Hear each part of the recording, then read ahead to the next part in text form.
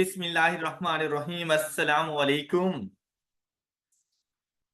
Previous lecture में हम लोगों ने चैप्टर नंबर 2 इन्वेंटरी मैनेजमेंट में कॉम्प्रिहेंसिव एग्जांपल नंबर 1 को सॉल्व किया था। बड़ी एक जबरदस्त सी एग्जांपल थी, बहुत सी हमें एफर्ट्स वगैरह पुट करनी पड़ी इसमें, तब जाकर हम लोग इसके ईओक्यू वगैरह को फाइंड कर पाए थे।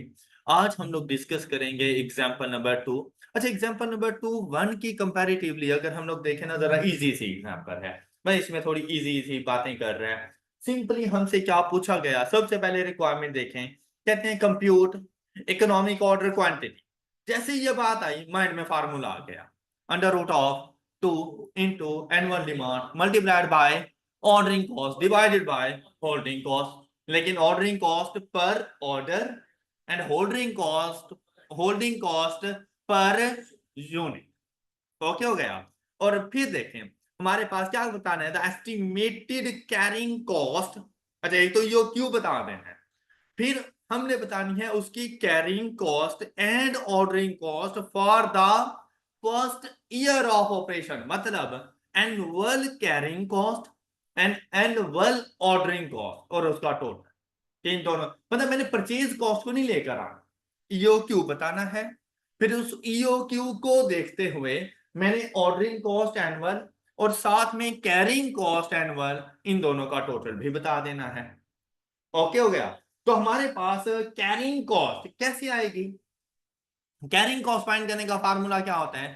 जैसे उसने पूछा कैरिंग कॉस्ट मतलब होल्डिंग कॉस्ट, होल्डिंग कॉस्ट का फार्मूला क्या होता है, एवरेज इन्वेंट्री मतलब ईओक्यू डिवाइडेड बाय 2। लेकिन देखना है कि बफर स्टॉक है या नहीं।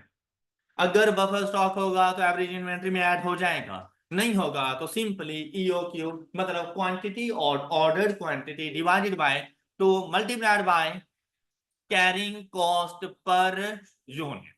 क्लियर हो गई। तो ऑर्डरिंग कॉस्ट एनुअल हमारे पास कैसे आएगी, ऑर्डरिंग कॉस्ट हमारे पास एनुअल ऑर्डरिंग कॉस्ट कैसे आएगी, total annual demand divided by number of, नहीं, नंबर ऑफ यूनिट्स ऑर्डर मतलब ईओक्यू। तो हम लोग इससे फाइंड करेंगे number of orders per annum के एक साल में टोटल ऑर्डर कितने करने हैं। वो कैसे आएंगे, annual demand divided bye EOQ multiplied by ordering cost per order, unit नहीं बच्चे, ordering cost per order. Okay हो गया।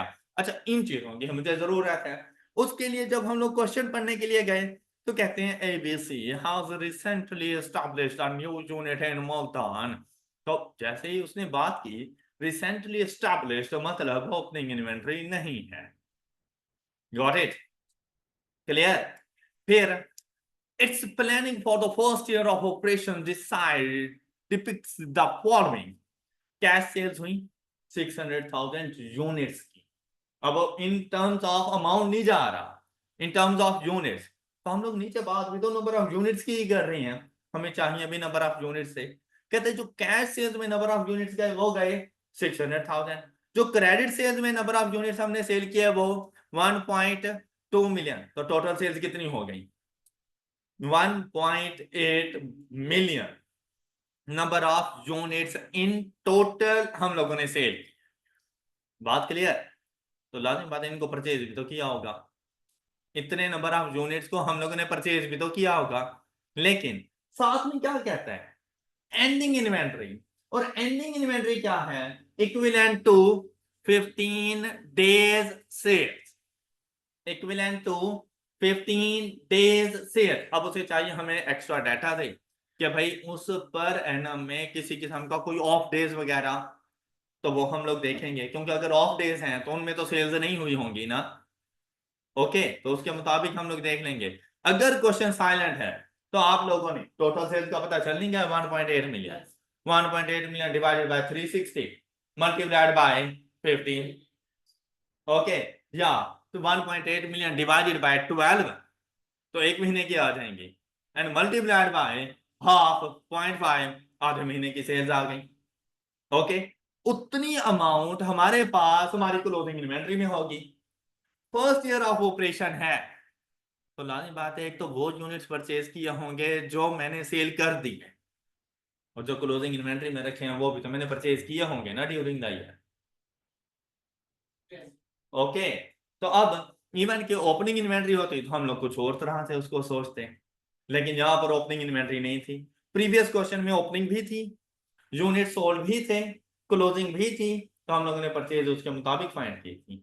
लेकिन यहाँ पर क्या है कि एक तो वो यूनिट जो मैंने सेल कर दी है, प्लस जो मेरे पास क्लोजिंग इन्वेंट्री में मौजूद है, तो ये मेरे पास टोटल हो जाएंगे जो यूनिट्स ड्यूरिंग द ईयर मैंने परचेज। बात क्लियर? आगे देखो, कहते हैं number of working days in the year, और अब वो 15 डेज की इन्वेंट्री हमारे पास कैसे आ जाएगी? ये टोटल बनेगा हमारे पास 1 million divided by multiplied by G, and the value is 90,000। Check कर लेना सारे लोग। ओके, तो हम लोगों ने नंबर ऑफ यूनिट्स परचेज कितने किए? 1,1890,000। ये total number of units purchase है मेरे पास। क्लियर? नेक्स्ट देखें, कहते हैं एक्सपेक्टेड परचेज प्राइस, वो कितनी है हमारे पास? Expected purchase price 450 rupees per unit, लेकिन साथ में कहते हैं manufacturer offers 2% discount on purchase of 500 units or more as bulk quantity discounts, and the company intends to avail this discount। तो क्या कंपनी फिर 450 में एक यूनिट लेगी? तो कंपनी को यूनिट प्राइस क्या पड़ेगी? Multiplied by 98%। तो एक यूनिट हमें कितने का पड़ जाएगा? 441। एक यूनिट हमें 441 का पड़ेगा। बात क्लियर? कोई डाउट? अच्छा, नेक्स्ट देखो फिर क्या कहता है। कहते हैं कैरिंग कॉस्ट, कहते हैं financial cost of inventory in inventory, financial cost of investment in inventory at the rate of 16%। वो जो अपॉर्चुनिटी कॉस्ट की हम लोगों ने बात की थी, ये कहता है कि आप अपनी इन्वेंट्री के ऊपर जो अमाउंट इन्वेस्ट कर रहे हो ना, उसका 16% उसकी कैरिंग कॉस्ट है। तो हम लोग एक यूनिट के ऊपर कितनी अमाउंट इन्वेस्ट कर रहे हैं? 441। अगर यहां पर इन्वेस्ट ना करते तो हमें इसका 16% रिटर्न मिलता। तो वो 16% कितना बनता है हमारे पास जी? 70 ये है इसकी कैरिंग। ये बात समझ आई? जबकि साथ में लिख रहा है go down rent of rupees 10,000 per month, तो ये तो फिक्स्ड है। फिक्स्ड को कैरिंग कॉस्ट का पार्ट डिसीजन मेकिंग में नहीं लेकर। अब ये चाहे नंबर ऑफ यूनिट जो मर्जी हो, क्या कोई फर्क पड़ेगा इसका? लेकिन ऊपर वाली फाइनेंशियल कॉस्ट, अगर मैं ज्यादा नंबर ऑफ यूनिट परचेज करूं तो ज्यादा होगा, कम करूं तो कम होगा, तो वो एक वेरिएबल कॉस्ट है। तो वो चीज हम लोग कैरिंग कॉस्ट का पार्ट बनाएंगे, गो डाउन रेंट को कैरिंग कॉस्ट का पार्ट नहीं बनाएंगे। क्लियर हो गई अब ये बात? नेक्स्ट देखो, ऑर्डरिंग कॉस्ट और रुपीज, ये तो सिंपली हमें बता दी। तो अब हमें यहां से पता चला कि भाई ये है मेरी होल्डिंग कॉस्ट, ये है हमारे पास ऑर्डरिंग कॉस्ट। एनुअल डिमांड, तो देखो एक साल में कितने नंबर ऑफ यूनिट मैंने परचेज किए हैं, क्योंकि इसके अलावा और कोई ऑप्शन नहीं था। तो एक साल में मैंने कितने नंबर ऑफ यूनिट परचेज किए? 1890 opening plus unit, sorry opening तो था नहीं ना, number of unit sold plus closing inventory. तो ये वो है जो एनुअल डिमांड के तौर पर आए। अच्छा, अब इसने इधर कहीं नहीं बताया कि हम इस डिमांड को इंक्रीज कर रहे हैं, या इस किस्म की कोई बात नहीं बताई, तो हम इसी को ही एनुअल डिमांड अज्यूम कर लेंगे। तो हमारे पास ईओक्यू क्या बन जाएगा?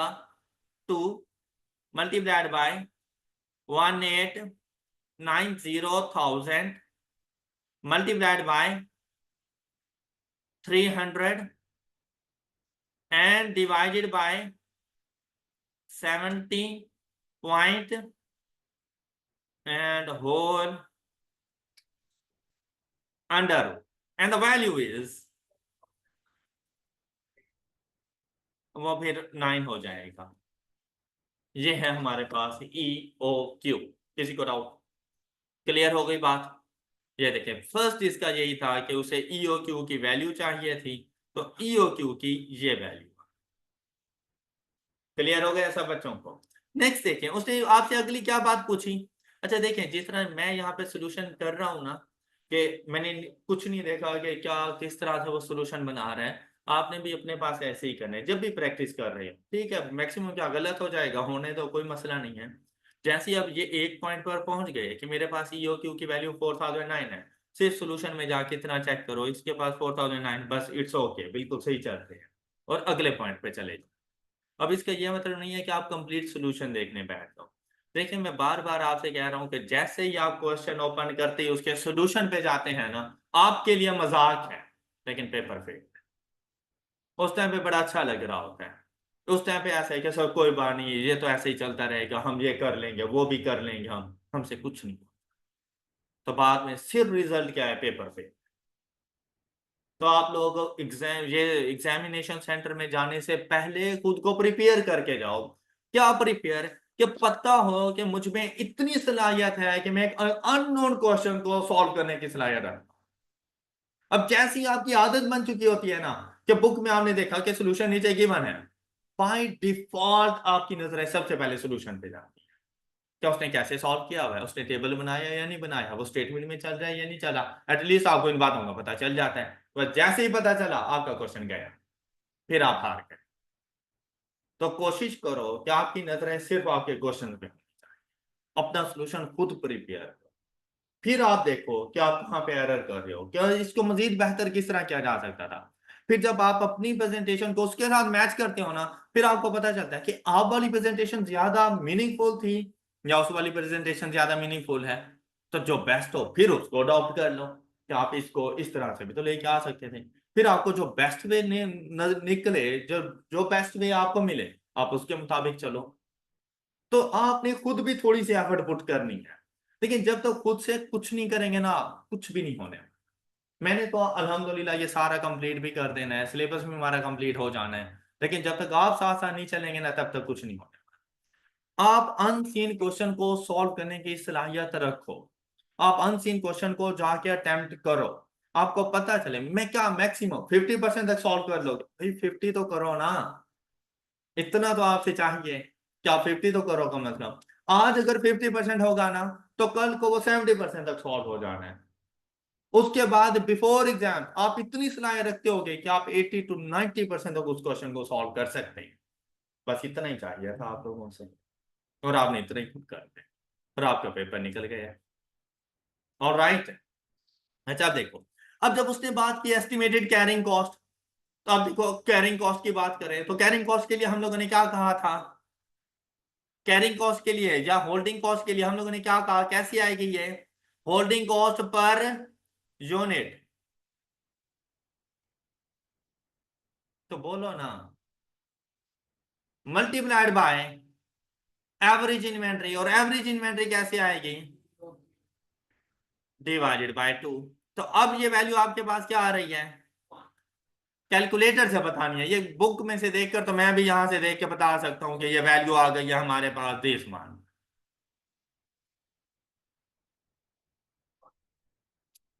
जी, ये वैल्यू आपके पास आ गई 1। जी,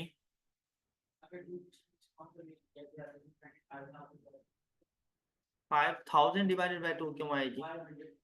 नहीं बच्चे, ये डिस्काउंट है कि अगर हम लोग 500 नंबर ऑफ यूनिट परचेज करें, तो हमें 2% डिस्काउंट मिलेगा, या उससे ज्यादा। तो मैं तो 4009 का ऑर्डर करने जा रहा हूं, क्यों नहीं मिलेगा? ये 500 नंबर ऑफ यूनिट ज्यादा है या 4009 ज्यादा है? उसने कहा है कि मैं आपको 500 से ज्यादा यूनिट एक ऑर्डर में परचेज करने पे 2% डिस्काउंट दूंगा। मैं उसे 4009 यूनिट परचेज कर रहा हूं, तो 98% पे ही मिलेगा। ओके, इसीलिए कैरिंग कॉस्ट माइनस करते हुए हमने वो 98% लिया है। अगर हमारा ईओक्यू आ रहा होता सपोज 400 समथिंग, फिर वो 100% के ऊपर आता, फिर मैं 450 का जाके 16% लेता। लेकिन उसने मुझे यहां पर भी बता दिया था कि भाई हम लोग डिस्काउंट को अवेल करेंगे, मतलब भाई 500 से तो ऊपर ही नंबर ऑफ यूनिट मैंने परचेज करनी। क्लियर। फिर अगर सपोज मेरा ईओक्यू आता 400 से कम, ये होता 409, 4009 ना होता, फिर उसने क्या कहा था मैं डिस्काउंट को अवेल करूंगा, और उसके लिए पहली शर्त क्या थी कि 500 नंबर ऑफ यूनिट, फिर क्वांटिटी ऑर्डर में 500, फिर 500 डिवाइडेड बाय 2 करता। ओके, ये पॉइंट बहुत अच्छा था। लेकिन अगर ईओक्यू 500 से कम होता तो मैं 500 डिवाइडेड बाय 2, अभी मैं economic order quantity divided by 2, value क्या आ गई? हम्म, चलो ठीक है, ये राउंड ऑफ जरा करके बता दिया करो, ये पॉइंट्स वाले पैसे छोड़ दिया करो, कोई बात नहीं।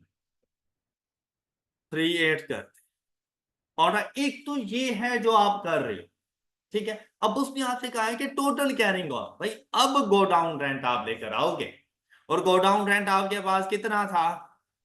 भाई जब तक ये गो डाउन आपके पास ना होता, क्या आप लोग उसको कैरी कर सकते थे इन्वेंट्री को? तो अब वो वैल्यू कितनी है आपके पास? 120,000। तो total carrying cost per annum आपको कितनी पड़ेगी? 26143, ये है टोटल कैरिंग कॉस्ट। और अब चलते हैं होल्डिंग कॉस्ट की तरफ।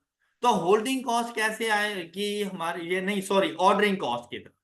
ये कैरिंग कॉस्ट या होल्डिंग कॉस्ट थी, ऑर्डरिंग कॉस्ट। ऑर्डरिंग कॉस्ट के लिए कहा गया 300 पर order multiplied by number of order. अब नंबर ऑफ ऑर्डर कैसे आएंगे? Annual demand divided bye EOQ. आप ये एनुअल डिमांड करके इज इक्वल टू 141,432, ये है आपके पास ऑर्डरिंग कॉस्ट। अब इन दोनों को ऐड कर लो तो ये आपकी रेलिवेंट कॉस्ट बन जाएगी। Okay, ordering cost plus holding cost is equal to relevant cost. तो टोटल कितनी बन गई? 261,438 प्लस 141,432। हम्म, ये है आपके पास आपकी रेलिवेंट कॉस्ट। जरा चेक करते हैं, यहां पर देखें, टोटल कैरिंग कॉस्ट इज, यही फाइंड की थी हम लोगों ने। Estimated ordering cost is this one, हम लोगों ने यही फाइंड की थी। ओके, सॉल्यूशन मैच कर गया। किसी को कोई एतराज? क्लियर। ये थी एग्जांपल नंबर 2। आई होप कि आप ज्यादा अच्छे तरीके से जरा समझ आ गई होगी। अच्छा, क्लियर है ना? Example number 3। एग्जांपल नंबर 3 में देखें मैंने आप लोगों से पहले भी कहा था कि भाई आप लोगों ने ना जरा डिसीजन मेकिंग की तरफ जाना है। आप अपने आप को हायर स्ट्रेटेजिक लेवल पर देखो, आप अपने आप को लोअर लेवल पर एक जस्ट बुक कीपर या अकाउंटेंट ना देखो। आपने किसी भी कंपनी के फाइनेंशियल डिसीजंस लेने हैं, और आपके डिसीजंस पे उस कंपनी का प्रॉफिट डिपेंड कर रहा है, और आपका जरा सा भी एक गलत डिसीजन उस कंपनी को डुबो के रख देगा। या आप ऐसा समझो आपकी अपनी कंपनी, तो फिर आप लोग ज्यादा अच्छे तरीके से काम करोगे। जब आप ये सोचोगे ना कि यार ये मेरी कंपनी की सिचुएशन है, आपके सामने ये बात आई है, बिलीव मी आधे से ज्यादा सोल्यूशन आप बना चुके होंगे। क्यों? आपकी कंपनी, आपको तकलीफ होनी है अगर आपने ज्यादा कॉस्ट पे कर दी तो आपका सोल्यूशन तैयार हो जाना है। अब जैसे ही आपने सोच, मतलब आप लोग ये ना सोचो कि आप स्टूडेंट, आप ये सोचो कि आप बिजनेसमैन हो, कंपनी आपकी है, काम ही आपने करना है। तो अपने प्रॉफिट को कैसे मैक्सिमाइज करोगे, कॉस्ट को कैसे मिनिमाइज करोगे, कैसे अच्छी अच्छी फीलिंग आ रही है कि अपनी कंपनी है। अच्छा, अब अपनी कंपनी है तो हमने अब जरा डिसीजन लेना है। क्या पूछ रहा है हमसे? और ये हकीकत बात है, आप लोग अक्सर अब आई कैप को फेस कर चुके हो, आप लोग कॉस्ट में जब आते हो तो कर ही चुके होते हो एटलीस्ट वंस टाइम। तो आप लोग देखो ना, जब वो क्वेश्चन आपसे पूछता है ना, तो अक्सर वो कहता है you are the auditor, you are the accountant, मतलब पहले ही आपको बुलंदियों पे पहुंचा देता है। You are the CFO of the company. बंदा कहता है भाई पहले पढ़ने तो दे। क्यों? वो एक पॉजिटिविटी आप में लेके आना चाह रहा है कि भाई जब आप इस लेवल पे बैठे होंगे तो फिर आप मजबूरन सोचेंगे। तो मतलब आप लोग सीएफओ हैं और आपको ये नहीं पता 2 + 2 मल्टीप्लाइड बाय 2 क्या होता है, कितना होता है? हैं? ओके जी। रिक्वायर्ड है हमसे work out the most economical option. मतलब अब मैंने ईओ क्यों नहीं बताना सिर्फ, अब मेरे पास डिफरेंट ऑप्शंस हैं, उन ऑप्शंस में से मैंने चूज करना है कि मुझे किसकी तरफ जाना चाहिए। ऑलराइट, मतलब देखो यहां पे वो कह रहा है कि मैं आपको डिस्काउंट दूं। डिस्काउंट कब दूंगा, जब बल्क क्वांटिटी में परचेज करोगे। अब ऐसा नहीं होगा कि मैं डिस्काउंट्स के चक्करों में अपनी कैरिंग कॉस्ट को इंक्रीज कर दूं। मतलब अगर बल्क क्वांटिटी डिस्काउंट है तो लाजिम बात है उससे अमाउंट क्वांटिटी भी तो ज्यादा परचेज करनी पड़ेगी। जब क्वांटिटी ज्यादा परचेज करूंगा तो रखूंगा कहां पर। अगर क्वांटिटी ज्यादा परचेज करनी पड़ेगी तो ट्रैवलिंग कॉस्ट भी तो मुझे पड़ेगी। हाँ मतलब अगर सपोज कि आपके पास एक गाड़ी है उसमें 20 पैसेंजर आ सकते हैं और आप 30 लोगों को बुला रहे हैं तो गाड़ियां भी तो दो करनी पड़ेंगी, ट्रांसपोर्टेशन कॉस्ट भी तो आपकी बढ़ेगी। तो आपने सिर्फ डिस्काउंट नहीं देखने, आपने उससे रेलिवेंट कॉस्ट को भी देखना है, फिर आपने उसकी परचेज प्राइस को भी देखना है, और फिर उन तमाम चीजों को आपने देखना है कि इकोनॉमिकल ऑर्डर आपके पास कौन सा बनेगा। एक तो हमने बताना है कि इकोनॉमिकल ऑर्डर कौन सा है, दूसरा फिर कहता है कंप्यूट करना है आपने annual saving in case the company revise it's policy in accordance with the computation in one above. मतलब एक पॉलिसी तो उसकी अपनी बनी हुई है जिसके मुताबिक वो चल रहा है, अगर हम उसको उसके अलावा कुछ और सजेस्ट करते हैं तो हमसे पूछेगा नहीं कि भाई आप मुझे ये क्यों सजेस्ट कर रहे हो। मैं उसे बताऊंगा कि अगर आप ऑप्शन ए से ऑप्शन बी पर आओगे तो आपको इतने की सेविंग होगी, तभी तो वो स्विच करेगा, अदरवाइज वो क्यों स्विच करेगा। तो वो कहते हैं कि हमें वो सेविंग भी बता दो कि आप उसे क्या बताओगे। क्या आप अगर इस ऑप्शन पे हो तो आपकी टोटल कॉस्ट ये पड़ेगी, और अगर आप स्विच करके दूसरे ऑप्शन पे आ जाते हो तो आपकी टोटल कॉस्ट ये है, दोनों के दरमियान डिफरेंस उसकी सेविंग बन गया है। Got it. मतलब क्वेश्चन है पहला पॉइंट, पहला पॉइंट हो गया ना। तो ये जो दूसरा पॉइंट होता है इसके स्पोर्ट के लिए होता है। पहला पॉइंट होता है 12 नंबर का, दूसरा होता है 3 नंबर का, लेकिन वो तीन उस टाइम तक नहीं आते जब तक पहले वाले 12 ना आ जाए। ओके, कहने को 3 नंबर का है लेकिन बेसिकली 15 पूरे हिस्से होंगे, अदरवाइज सेकंड पार्ट पे आप डायरेक्ट जा ही नहीं सकते। अब क्या करना है हम लोगों ने, हमने सबसे पहले क्वेश्चन को बड़े ध्यान से पढ़ना है, उसके बाद हम बनाएंगे इसका सोल्यूशन कि इसका सोल्यूशन बन कैसे सकता है। क्योंकि मैंने आपसे पहले ही कहा कि कॉस्ट एंड मैनेजमेंट अकाउंटिंग में कोई फॉर्मेट तो है नहीं कि मैंने रिक्वायरमेंट में देखा ईओक्यू के लिए ये फॉर्मेट बन जाता है, ऐसा कुछ भी नहीं है। या इन्वेंटरी मैनेजमेंट है, इन्वेंटरी मैनेजमेंट का ये फॉर्मेट है, नहीं, क्वेश्चन टू क्वेश्चन चीजें वेरी कर जाती हैं। हर स्टूडेंट एक ही क्वेश्चन सॉल्व कर रहा होता है, एक ही क्वेश्चन पूरी मार्केट में डिफरेंट डिफरेंट टीचर्स पढ़ा रहे हैं, लेकिन हर किसी का अपना मेथड है, डिपेंड करता है, लेकिन एंड सोल्यूशन हर किसी का सेम निकल आता है। तो भाई आप पे भी डिपेंड करता है, जो आपको ज्यादा इजी वे लगे उसके मुताबिक चलो, लेकिन ऐसा कि आपके सोल्यूशन को देख के कोई भी अंडरस्टैंड कर जाए लिखा हुआ क्या था या कैसी कैलकुलेशंस की। और आपके लिए सबसे बड़ी बात क्या, टाइम भी सेव कर, शॉर्ट टाइम ड्यूरेशन में हम लोग मैक्सिमम चीजें, मतलब फिर आप रेपिटेशन से खुद को बचाओ कि एक चीज जो बार बार यूज हो रही है वो आप दोबारा बार बार ना लिखो उसको। अब यहां पर देखो क्या कहता है, Karachi Limited is a large retailer of sports goods. The company buys footballs from a supplier in Sialkot. Karachi Limited uses its own truck to pick the footballs for Sialkot. तो फिर ट्रांसपोर्टेशन कॉस्ट नहीं आती होगी जब अपना truck होगा। Yes sir no, लाजमी बात है आती होगी, ट्रक भाई कौन सा पानी पे चलना है, पेट्रोल वगैरह अपने ड्राइवर का खर्चा वगैरह बाकी चीजें तो आती ही होंगी ना। हाँ फिर भी खर्चा होना है उसका। The truck capacity is 2000 football. तो मतलब एक ट्रिप पर मैं 2000 से ज्यादा नहीं मंगवा सकता फुटबॉल एक ट्रिप पर।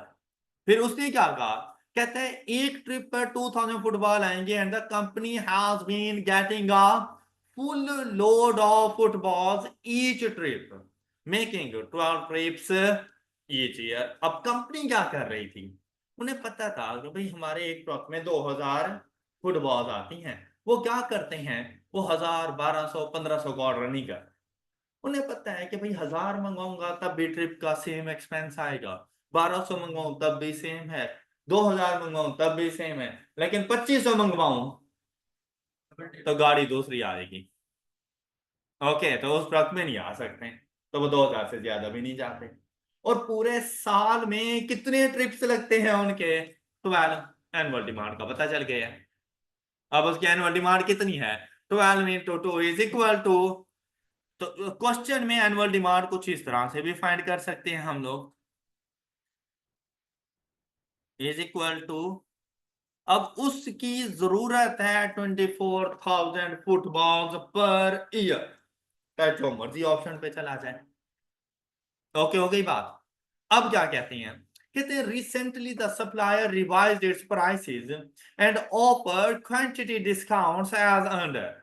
उन्होंने कहा कि भाई अगर 2000 मुझसे लोगे ना फुटबॉल ईच ट्रिप, तो मैं तुम्हें एक फुटबॉल 400 रुपए की दूं। लेकिन अगर तुम एक ही ऑर्डर में 3000 फुटबॉल लोगे, तो फिर 390 की हो जाएगी। 4000 लोगे तो 380 की हो जाएगी। इसी तरह 6000 के लिए 370 और 8000 के लिए 360। अब हमें ये तो नजर आ रहा है कि भाई अगर मैं 2000 से 8000 रुपए पे चला जाऊं यूनिट्स पर, तो 40 रुपए पर यूनिट मुझे सेविंग है। लेकिन क्या मुझे जाना चाहिए, चलें अगर 8000 ना सही, तो क्या मुझे इसी 2000 पे ही रहना चाहिए जिस पर मैं पहले से मौजूद हूं, या इस 2000 के अलावा किसी और ऑप्शन पे चला जाऊं? और ऑप्शन कौन से हैं, 2000, 3000, 4000, 6000 एंड, मतलब कि मैं 1 2 3 4 5 इन 5 क्वांटिटीज के लिए अलग अलग से कैलकुलेशंस करूंगा, इनकी कॉस्ट वगैरह को फाइंड करूंगा। और जब डिस्काउंट्स आ जाए ना, हमेशा याद रखना, जब परचेज प्राइस पर डिस्काउंट्स आ जाएं, तो आपने टोटल कॉस्ट के ऊपर डिसीजन लेना। लेकिन अगर डिस्काउंट्स ना हो, मतलब परचेज प्राइस हर यूनिट के लिए सेम सेम हो, तो फिर रेलिवेंट कॉस्ट पे डिसीजन लेना। मेरे पॉइंट पिक किया कि अगर परचेज प्राइस सेम सेम रहती, कोई डिस्काउंट ना होता, और मुझसे पूछा जाता इसमें से इकोनॉमिकल ऑर्डर क्वांटिटी कौन सा है, तो मैं ऑर्डरिंग कॉस्ट और होल्डिंग कॉस्ट जहां पे मिनिमम होती ना, मैं उसको जाके देखता, रेलिवेंट कॉस्ट को देखता। लेकिन अब क्योंकि हर नंबर ऑफ यूनिट्स के ऊपर ऑर्डर जो मैं कर रहा हूं, उस पे परचेज प्राइस भी डिफरेंट है, तो परचेज प्राइस को अब इग्नोर नहीं कर सकते, अब परचेज प्राइस भी आएगी। अब जब ऑर्डरिंग और होल्डिंग कॉस्ट के साथ परचेज प्राइस आ जाती है, तो डिसीजन होता है हमारा on the basis of total. अब उस क्वांटिटी को मैं सिलेक्ट करूंगा जिस पर मेरी टोटल कॉस्ट मिनिमम। आपने मेरा ये पॉइंट पिक कर लिया होगा।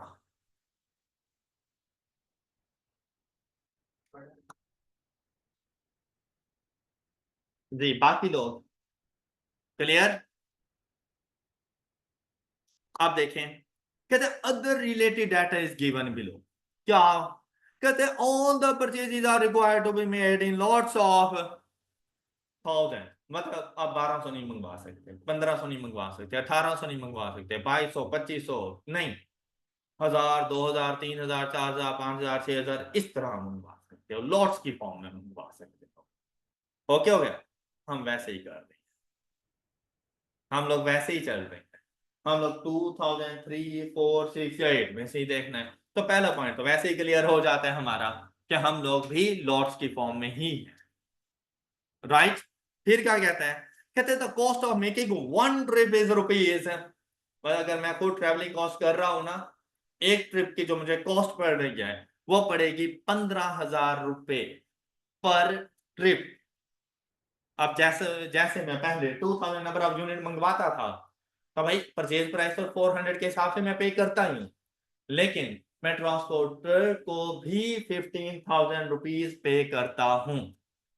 क्लियर हो गई बात। अब ये अब ये जो चीज है ना, ये नंबर ऑफ फुटबॉल पे डिपेंड नहीं कर रही, ये नंबर ऑफ ट्रिप्स पे डिपेंड कर रही है।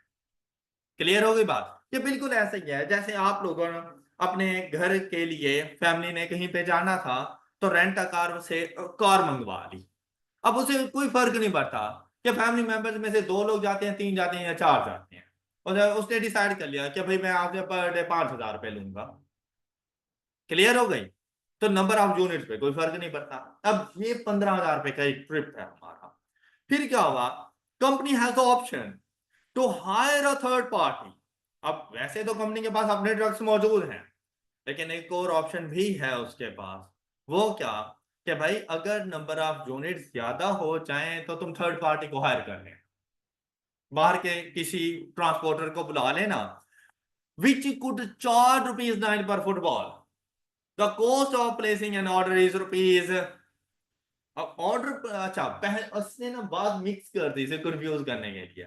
पहले बात क्या कर रहे हैं कि भाई अगर आप लोग बाहर के ट्रांसपोर्टर को मंगवाओगे तो उसने ₹9 पर फुटबॉल आपसे कॉस्ट लेनी है। अब जितनी नंबर ऑफ फुटबॉल्स होंगी मल्टीप्लाइड बाय 9, वो आपकी ट्रेवलिंग कॉस्ट बन जाएगी। लेकिन अगर आपका अपना ट्रक जाएगा तो फिर 15,000 रुपए का एक्सपेंस।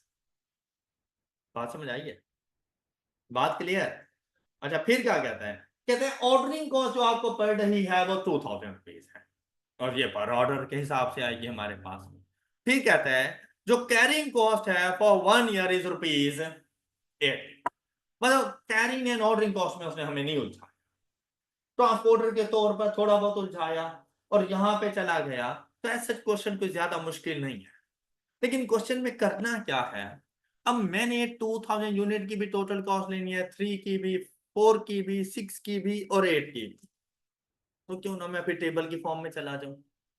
जैसे ही मैं टेबल की फॉर्म में जाऊंगा, मुझे purchase price, number of orders, quantity, ordering cost, holding cost, each and everything सिर्फ एक ही मरतबा लिखनी पड़ेगी और सामने उनकी कॉस्ट आती जाएंगी। एंड पे सबका टोटल आ जाएगा, तो मैं मिनिमम अमाउंट को सिलेक्ट भी कर सकता हूँ। और राइट, तो हम लोग टेबल की फॉर्म में ही जाएंगे। जैसे ही टेबल की फॉर्म में हम लोग जाएंगे तो भाई हम लोग लिख लेंगे कि भाई मेरे पास क्वांटिटी कितनी कितनी है, 2, 3, 4, 6 एंड 8। फिर इसकी हम लोग लिख देंगे परचेज प्राइस, और वो परचेज प्राइस हमारे पास आ जाएगी। मैंने आपसे कहा कि जब इस किस्म का डिसीजन लेना हो तो परचेज प्राइस आपने ऐड करनी है, तो आप लोग देखोगे आपकी टोटल परचेज प्राइस कितनी आ रही है। तो अगर 2,000 नंबर ऑफ यूनिट्स मंगवाओ तो total purchase price 2,000 multiplied by 400, तो आप लोगों ने ये टोटल लिख देनी है 800,000। ओके, तो ये देखो कुछ इस तरह से 400, ये प्राइसेस आ गई per unit price. Annual demand हर सिचुएशन में हमारी आ रही है 24,000। ये जो कॉस्ट वगैरह आपने इन टोटल देखनी है ना, ये एनुअल बेसिस के ऊपर देखनी है, ये पर ऑर्डर के हिसाब से नहीं देखनी, एनुअल बेसिस पर। तो अगर आप लोग 24,000 नंबर ऑफ यूनिट मंगवाओ एट द रेट ऑफ 400, तो आपको टोटल परचेज प्राइस क्या मिलेगी, दोनों को मल्टीप्लाई कर दो तो टोटल परचेज प्राइस ये बन जाएगी। इसी तरह 24,000 मल्टीप्लाइड बाय एक यूनिट 390 का बने तो ये बन जाएगी। इसी तरह ये आप मल्टीप्लाई करते रह गए। आई होप कि आपको ये परचेज कॉस्ट की समझ आ गई है। परचेज कॉस्ट समझ आ गई। मैंने 3 चीजें बेसिकली कैलकुलेट करनी है, क्या, purchase price, annual ordering cost, annual holding. अब इन तीनों को ऐड कर देना है तो टोटल कॉस्ट आ जाएंगे। अब हम चले जरा ऑर्डर के ऊपर कि मेरी एनुअल डिमांड है कितनी, 24,000 यूनिट की। मैं एक ऑर्डर में कितने नंबर ऑफ यूनिट मंगवा सकता हूं, तो वो हम लोग लिखेंगे। हमारे पास ऑप्शन कौन कौन से हैं। जब 400 का एक यूनिट मिल रहा है तो मैंने कितने नंबर ऑफ यूनिट मंगवाने हैं एक ऑर्डर पर, 2,000। जब 390 का मिल रहा है तो 3,000, 380 का मिल रहा है तो 370 का मिल रहा है तो, और 360 का मिल रहा है तो। ये बात समझ आई आप लोगों को, ये number of units per order है। तो टोटल नंबर ऑफ ऑर्डर्स कितने बनेंगे, annual demand divided by number of units order, नहीं, annual demand divided by number of units order, मतलब 24,000 डिवाइडेड बाय 2,000, तो टोटल कितने नंबर ऑफ ऑर्डर्स बनेंगे, 12,000। इसी तरह 24 डिवाइडेड बाय 3, 8 ऑर्डर्स बनेंगे। 24 डिवाइडेड बाय 4, 6 ऑर्डर्स आ जाएंगे। 24 divided by 6, 4 orders in total per annum. इसी तरह 24 डिवाइडेड बाय 8, तो total 3 orders per year. Got it? बात क्लियर? तो आपके पास ऑर्डरिंग कॉस्ट पर यूनिट कितनी आ रही थी? ये देखिए, पर ऑर्डर ऑर्डरिंग कॉस्ट आपके पास क्या आ रही थी पर ऑर्डर? 2000। अब हमने क्या करना है, इन नंबर ऑफ यूनिट्स को नंबर ऑफ ऑर्डर्स को मल्टीप्लाई कर देना है ऑर्डरिंग कॉस्ट के साथ पर ऑर्डर। तो वैल्यू देखो, 12 मल्टीप्लाइड बाय 2000 कितना आ जाएगा? 24,000। 8 multiplied by 2000, 6 multiplied by 2, 4 multiplied by 2 and 3 multiplied by 2। ये बात सब बच्चों को क्लियर हो गई? क्लियर हो गई? चलें, गुड हो गया। अब ऑर्डरिंग कॉस्ट के अंदर बेटा ट्रांसपोर्टेशन कॉस्ट भी तो ऑर्डरिंग कॉस्ट का हिस्सा होती है। ट्रांसपोर्टेशन कॉस्ट भी तो ऑर्डरिंग कॉस्ट का ही हिस्सा होती है ना, या होल्डिंग कॉस्ट का हिस्सा होती है? ऑर्डरिंग कॉस्ट का हिस्सा होती है। शाबाश। एक तो ये ऑर्डरिंग कॉस्ट आ गई ना, साथ में ट्रांसपोर्टेशन कॉस्ट भी तो पड़ेगी। अपनी गाड़ी होगी तो ट्रांसपोर्टेशन कॉस्ट पड़नी है हमें 15,000 पर ट्रिप। लेकिन अगर थर्ड पार्टी को कभी हायर करना पड़ गया तो उसको पे करेंगे 9 रुपीज पर यूनिट पर फुटबॉल। क्लियर? अब देखो यहां पर भाई, जितने नंबर ऑफ ऑर्डर कर रहा हूं, क्या जितने नंबर ऑफ ऑर्डर्स कर रहा हूं, नंबर ऑफ ट्रिप भी तो उतने ही होंगे। जितने नंबर ऑफ ऑर्डर्स कर रहा हूं, नंबर ऑफ ट्रिप्स। अच्छा, फिर उसमें ऐसा भी हो सकता है कि एक ही ऑर्डर में 2 ट्रिप आ रहे हूं, एक ही ऑर्डर में 3 ट्रिप्स आ रहे हूं। ये भी हो सकता है। अब किस तरह से, जरा यहाँ पे देखो, तो जरा गौर से सुनना ये बात। सामने देखो, इधर बुक में ये सब कुछ लिखा हुआ है, तो आपको पता है कि बुक में भी ऐसे ही लिखा हुआ है। यहाँ पे देखो कि कैलकुलेशन करनी कैसे है। यहाँ पर देखो, मैं कितने नंबर ऑफ यूनिट्स एक ऑर्डर में मंगवाऊंगा और गाड़ी की कैपेसिटी कितनी है। मुझे टोटल नंबर ऑफ ऑर्डर्स कितने पड़ रहे हैं? 12। तो गाड़ी के ट्रिप कितने लगेंगे? 12। गाड़ी के ट्रिप भी तो बेटा 12 भी लगेंगे ना। एक गाड़ी की कैपेसिटी है 2000 की, मैं मंगवा ही 2000 रहा हूं और 12 मरतबा मंगवा रहा हूं, तो गाड़ी ने जो चक्कर लगाना है वो 12 मरतबा ही करना है। नहीं समझ आए? क्लियर है सबको? अच्छा, फिर देखो भाई, मैं एक गाड़ी में मैं पर ऑर्डर कर रहा हूं 3000 नंबर ऑफ यूनिट्स। मेरे टोटल ऑर्डर कितने लगेंगे? 8 लगेंगे। लेकिन इधर जरा रैशनल डिसीजन लेना है, आप खुद जरा सोचें। एक ऑप्शन क्या है मेरे पास, 3000 नंबर ऑफ यूनिट्स मैंने सप्लायर से कहे कि भाई मैं ऑर्डर कर रहा हूं तुम्हें, मेरी गाड़ी तो 2000 नंबर ऑफ यूनिट लेकर आएगी एक ट्रिप में। मेरी गाड़ी अगर 2000 नंबर ऑफ यूनिट लेकर आ जाती है एक ट्रिप में, तो उस पर मेरा खर्चा कितना आएगा? 15,000 पे।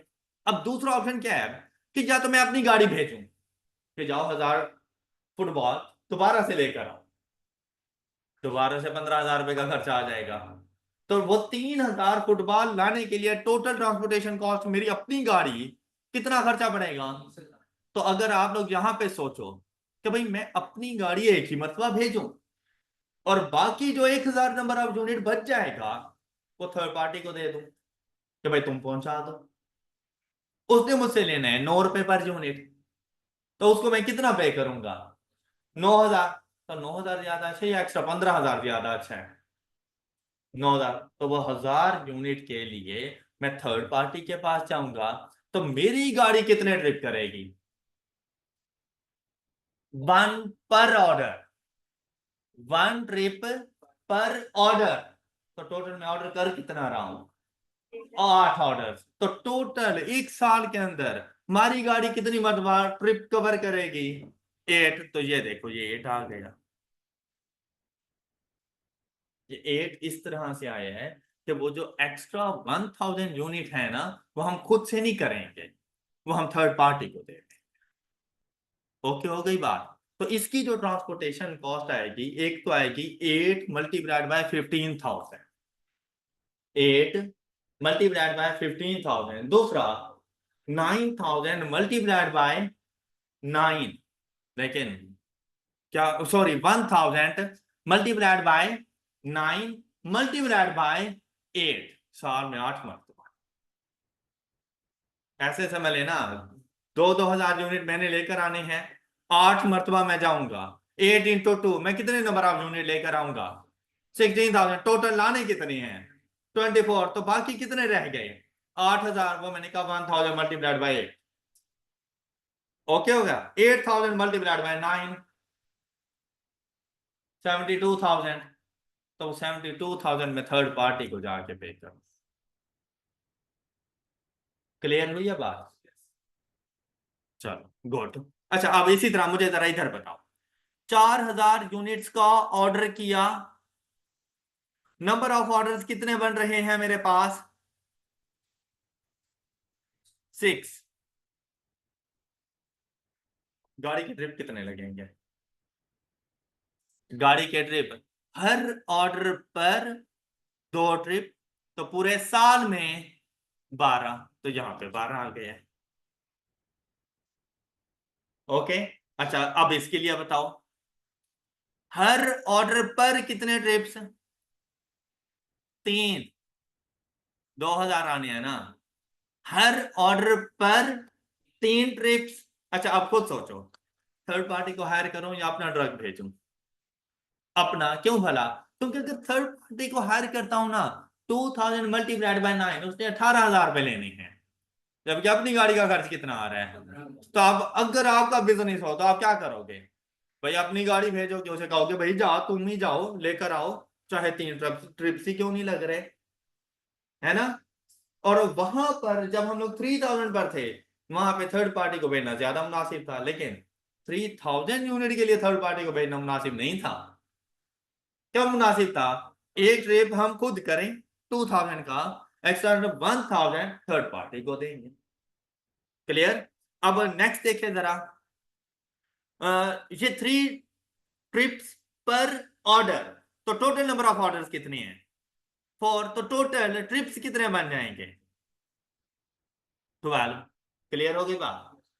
तो फिर ठीक, लास्ट के लिए बताओ जरा, पर ऑर्डर कितने trips? Total number of orders, तो 12। हाँ जी क्लियर। अब ये तो हमने फाइंड किया ना कि टोटल एक साल के अंदर हमारे ट्रिप्स कितने बन रहे हैं, तो एक ट्रिप का खर्चा कितना है। तो अब इनको आपने मल्टीप्लाई कर देने हैं 15,000 से। तो 15,000 multiplied by 12, 180, multiplied by 8, 120, multiplied by 12, 180, 180, 180। बात समझ आ गई होगी? अच्छा बाकी किसी के ऊपर थर्ड पार्टी नहीं आएगी, लेकिन एक सिचुएशन है जहां पे थर्ड पार्टी भी आ रही है। कौन सी? 3,000। तो उसके ऊपर थर्ड पार्टी की कॉस्ट भी लगाओ। अब थर्ड पार्टी ने आपसे कितनी अमाउंट ले लेनी है? 16,000 यूनिट हम लेकर आ गए, 8,000 मल्टीप्लाइड बाय, मतलब आप यूं भी कर सकते हैं कि उसको 1,000 यूनिट देंगे हर ट्रिप पर। टोटल नंबर ऑफ ट्रिप्स कर रहे हैं हम 8, और 1 यूनिट का उसको देंगे, तो टोटल कॉस्ट कितनी बनेगी? और ये कहां पे जाके लिखेंगे? सिर्फ 3,000 नंबर ऑफ यूनिट्स पर। ओके हो गई बात? अब बात आती है हमारे पास, भाई holding cost.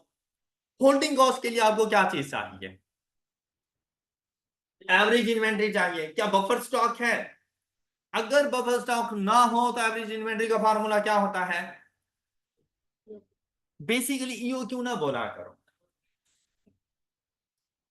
Quantity order, quantity order divided by 2। जरूरी नहीं हर बार ये क्यों ही हमारे लिए इकोनॉमिक सिचुएशन बने, डिस्काउंट के सिचुएशन में अक्सर ये क्यों नहीं बनता। ओके, तो क्वांटिटी ऑर्डर डिवाइडेड बाय 2। तो अब फर्स्ट सिचुएशन में कितने ऑर्डर कर रहे हो, तो एवरेज इन्वेंट्री बनेगी 3,000 के लिए, 4,000 के लिए, 6,000 के लिए, और 8,000 के लिए। Clear? Average inventory multiplied by holding cost per unit. तो उसने क्या कहा था, ये देखो, holding cost, carrying cost per unit for 1 year is, अब आपने इसको एवरेज इन्वेंट्री को मल्टीप्लाइड बाय 80 कर देना है, तो आपके पास ये, अब होप कि आपको ये पूरा कॉलम समझ आ गया होगा। क्लियर? अच्छा, अब हम क्या करेंगे, देखो भाई टेबल तो ऐसे बन गए, हम लोग purchase cost plus ordering cost plus, ये देखें, transportation cost plus third party cost, हाँ transportation cost, alright, plus inventory carrying cost, ये जिनके सामने मैंने एरो बनाया, आपने इन सबको ऐड कर लेना। क्लियर? वैसे तो आप अगर चाहते, आप परचेज कॉस्ट इधर अलग, इसके लिए अलग से बॉक्स बना लेते हैं ताकि आप टोटल कैरिंग कॉस्ट बता सकते हैं, फिर आप लोग होल्डिंग कॉस्ट के लिए अलग से बॉक्स बना के टोटल होल्डिंग कॉस्ट बता सकते हैं। हाँ, और उन सबको ऐड करते हैं तो आपके पास ये देखें ये वैल्यू बन जाती है। किसी एक को चेक करते हैं तो बाकी हमें पता चल जाएगा कि वही फार्मूला चल रहा है। ये देखो जरा करना, 9.6 मिलियन 9600,000, उसके बाद 24,000, 180,000 and 80,000, वैल्यू इज 9,884,000, ये आ गई नीचे, हो गई बात क्लियर। लेकिन जब जाएंगे ना इधर 3,000 नंबर ऑफ यूनिट्स पर, वहां पर ये 72,000 भी ऐड हो जाए। अब ये थर्ड पार्टी कॉस्ट बाकी किसी में नहीं। ओके, हो गई बात। अब यहां पर देखो तो मिनिमम कॉस्ट हमें कहां पे पड़ेगी, ये देखें ये मिनिमम कॉस्ट है। तो हम मुझे क्या प्रेफर करेंगे कि भाई आप 8,000 number of units per order मंगवाओ, आपकी इकोनॉमिक ऑर्डर क्वांटिटी क्या होगी, 8,000 यूनिट्स। क्लियर? फिर उसने कहा सेविंग बताओ, हमने कहा कि भाई जब तुम पहले थे तो तुम्हें ये कॉस्ट आ रही थी इन टोटल, अब जब तुम 8,000 पे जाओगे तो तुम्हें कितनी कॉस्ट आ जाएगी, 9,146,000, तो तुम्हें सेविंग कितने की होगी इन दोनों के दरमियान का डिफरेंस, 738। ये बी पार्ट का सोल्यूशन हो गया। ओके, ए पार्ट का क्या सोल्यूशन है, 8,000 number of units, B part का क्या सोल्यूशन है, 738,000। बात क्लियर? और यहां पर देखो वो उसने थोड़ा बहुत वो एक्सप्लेन किया चीजों को, लेकिन एंड पे 738। आई होप कि आपको बात अच्छे तरीके से समझ आ चुकी है। क्लियर? ईओक्यू जरा समझ आ रहा है कि हमने बेसिकली इन्वेंटरी मैनेजमेंट में करना क्या है। नेक्स्ट एग्जांपल नंबर 4 आपकी होम असाइनमेंट है, जरा अच्छे तरीके से सोच समझ के करना है चीजों को। इसी तरह से example number 5, example number 4, example number 5 and 6, ये तीनों ही आपकी होम असाइनमेंट है। 7 भी करोगे? चलिए ओके, 3 क्वेश्चन आपकी होम असाइनमेंट में है, एग्जांपल नंबर 4, 5 एंड 6, और ये तीनों अच्छे तरीके से आप ऐसे समझे जैसे अब आपका इन्वेंटरी मैनेजमेंट का टेस्ट हो। ओके, और आपने ये 3 क्वेश्चन गिवन है और आपने ये तीनों सॉल्व करने हैं, बल्कि क्वेश्चन अच्छे तरीके से न्यू पेज पे बिल्कुल सॉल्व करना कि वर्किंग वगैरह ईच एंड एवरीथिंग क्लियर हो, सोल्यूशन देखने की कोई जरूरत नहीं है, सिर्फ एंड पे मैच करना कि आपका और उसका आंसर क्या। इन केस अगर किसी किस्म का कोई इशू आ जाए तो जब तीनों क्वेश्चन सॉल्व कर लो तब जाके मैच करना कि इशू आ कहां पे रहा है और क्यों आए हैं सब। ओके, अपना बहुत सा ख्याल रखिए, नेक्स्ट लेक्चर में मिलते हैं, अल्लाह हाफिज।